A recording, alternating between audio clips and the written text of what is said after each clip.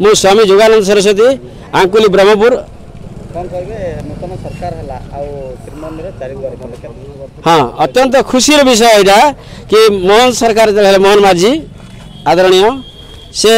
जमी शपथ ग्रहण कलापर सांगे सांगे डिक्लेरेसन देदेले जे आम चारिद्वार खोलीदेव जहाद्वारा भक्त श्रद्धालु मैंने जो हंतसंत होते जो मैंने को देखा मिलूना ता भर भेदभाव था मतभेद था मनभेद था बर्तमान समाप्त हो जाए आ चारिटा द्वार खोला हो जाए समस्त जा आराम दर्शन करमती जदि आमर सरकार जदि प्रति कथा को जब नौ निरंतर जमी आतंकवादी विषय जदि से पदक्षेप ने राष्ट्रपति महोदय को जन पारे दबाव दे पारे ताल यहाँ देश आतंकवादी मैंने निश्चित रूप से निपात हो कमिज ये दिन प्रतिदिन मोहन चरण माझी को मोर निवेदन कि मीडिया माध्यम प्रति क्षेत्र में सहयोग करंतु आ जनसाधारण आदर पात्र चारिद्वार महात्मा रही भक्त जगन्नाथ सहित दर्शन कर